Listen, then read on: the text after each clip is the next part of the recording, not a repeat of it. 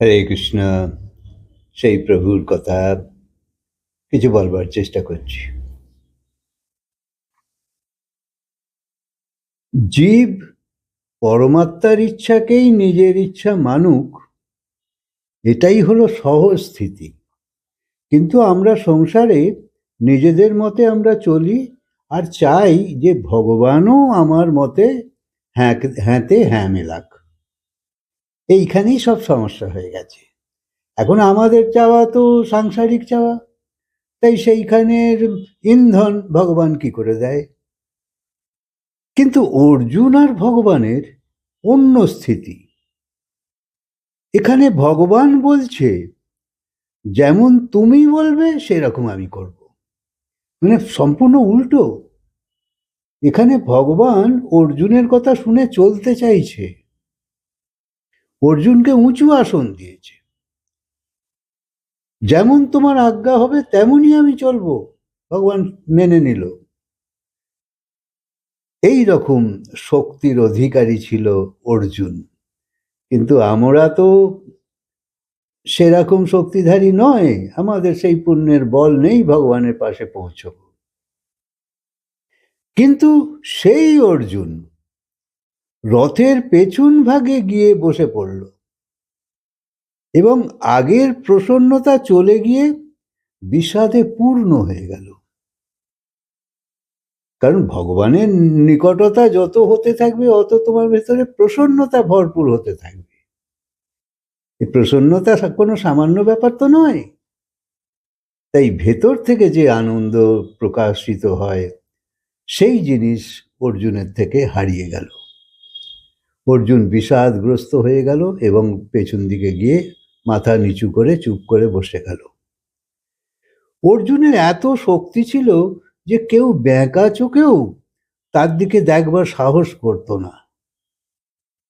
অর্জুনকে পরাস্ত করা অথবা অর্জুনের হাতের গান্ডীবকে সরিয়ে দেওয়া এমন ক্ষমতা কারুর ছিল না। ভগবান শঙ্করকেও হারিয়ে দিয়েছিল এবং ভগবান শঙ্কর প্রসন্ন হয়ে তাকে পাশুপত অস্ত্র দিয়েছিল। ময়দানবের মতো কুখ্যাত রাক্ষসকেও নিজের বশে করে নিয়েছিল অর্জুন যুদ্ধ কৌশলের সাহায্যে, এবং ময়দানবকে দিয়ে যুধিষ্ঠিরের রাজসভা তৈরি করিয়েছিল, যা দেখে দুর্যোধনও ঈর্ষা করত, এত সুন্দর। তাই সেই অর্জুনকে রথের পেছনে ফেলে দেওয়ার ক্ষমতা এমন তো কারুর ছিল না। কিন্তু তা সত্ত্বেও এই রকমই অবস্থা হয়েছিল। কেন?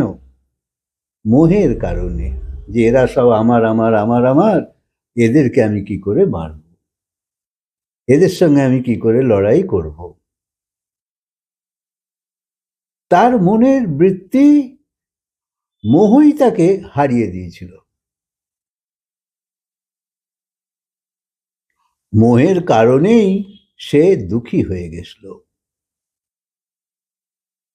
গীতায় উপদেশের পর ভগবান জিজ্ঞেস করছে, হে অর্জুন, তোমার অজ্ঞানতার জন্য যে মোহ ছিল তা কি নষ্ট হয়েছে? কারণ অর্জুনের এই মোহকে কাটাবার জন্যে ভগবান এই গোটা গীতা তাকে শুনিয়েছিল। গীতা মানে কি জানো? গীতা মানে যেমন রামচরিত মানস আছে, রামচরিত মানসে তো অনেকগুলো কাণ্ড আছে, এই লঙ্কা কাণ্ড, এই কাণ্ড, এই কাণ্ড সব আছে। তো তার মধ্যে একটা কাণ্ড হচ্ছে সুন্দরকাণ্ড। এই সুন্দরকাণ্ডকে ওই রামায়ণ রামচরিত মানস থেকে আলাদা সরিয়ে নিয়ে একটা আলাদা ছোট বই বানিয়েছিল, শুধু সুন্দরকাণ্ড। সেটাই খুব পপুলার হয়ে গেছিল। অথচ এটা রামচরিত মানসের সাতটা এর মধ্যেই একটা। তা সত্ত্বেও একে আলাদা মানে লোকে সুন্দরকাণ্ড। সেই রকম মহাভারতের যে রচনা হয়েছিল তার থেকেই কিছু অংশ আদি শঙ্করাচার্য কিছু অংশ নিয়ে নিয়ে নিয়ে আলাদা করে এই গীতা তৈরি হয়েছে। তাই গীতা আসলে ওই মহাভারতেরই অংশ, কিন্তু আলাদাভাবে সে মর্যাদা পেয়ে গেছে। তাই সেই গীতার উপদেশ অর্জুনকে দেবার পরে অর্জুনের মোহ ভঙ্গ হয়েছে কি না সেই কথাই জিজ্ঞেস করেছিল। কারণ সংসারে আমরা সব মোহে আবদ্ধ, যে সব আমার নিজের, সব আমার আপন, সব আমার একান্ত নিজের। সেইটাই, সেই যে বিচারটা, সেই বিচারটাকে নষ্ট করবার জন্যই গীতার এত 700 শ্লোক বলে গেছিল। তাই সেই একাগ্রতা ভঙ্গ করেছিল এবং বলেছিল যে অর্জুন শোনবার পর, সব বুঝে যাওয়ার পর অর্জুন স্বীকার করলো যে হ্যাঁ, আমার মোহ ভঙ্গ হয়েছে, অর্থাৎ এবার আমি তোমার কথা মতো চলবো, তুমি যা বলবে আমি সেই রকমই করব।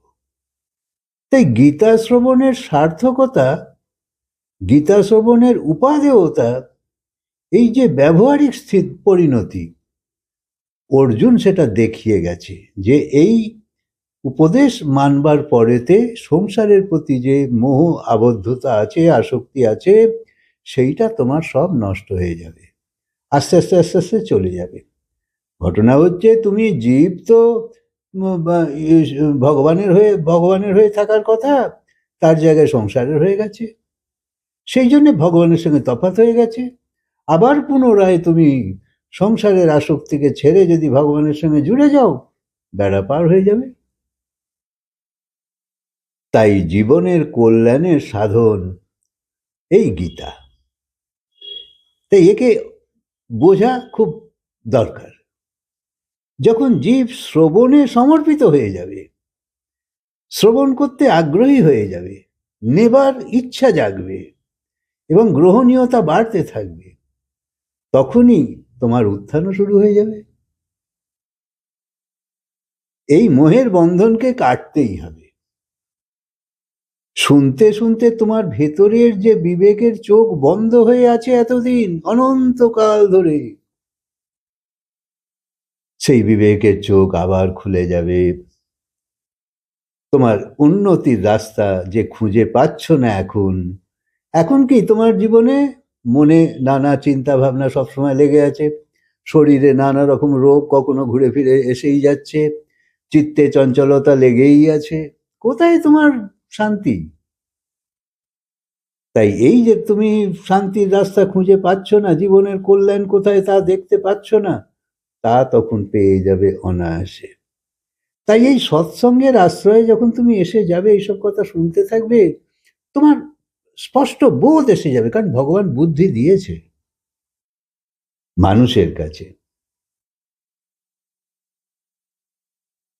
তাই ভগবানের বিভূতিকে বুঝতে হবে যে ভগবান মানুষের দুঃখ কষ্ট থেকে তাকে সরিয়ে ঈশ্বরীয় সুখ দেবার জন্যেই আগ্রহী, না হলে সে এত কথা বলবে কেন? তাই অর্জুনকে নিমিত্ত করে ভগবানের যে উপদেশ, তা সবার কাছেই গ্রহণীয়। ভগবান অর্জুনকে অনেক বিভূতির কথা বলেছে, বিভূতি মানে চমৎকার, এবং এও বলেছে যে আমার বিভূতির কোনো শেষ নেই। যতই ভগবানের সঙ্গে মিশবে, তোমার জীবনে চমৎকার হতেই থাকবে, নানা রকমভাবে তোমার ভেতরে প্রসন্নতা, উৎসব, প্রফুল্লতা সব ভরপুর হতে থাকবে। তখন তুমি এক অদ্ভুত জীবনে প্রবেশ করে যাবে। আর যতক্ষণ না সেই অনুভব তোমার জীবনে আসছে, ততক্ষণ তুমি ঠিক বুঝতে পারছো না যে এই সংসারের জ্বালা থেকে মুক্ত হলে কিরকম মনের স্থিতি হয়। হরে কৃষ্ণ। কথা আজকে বিরাম দিই, আবার বলবো।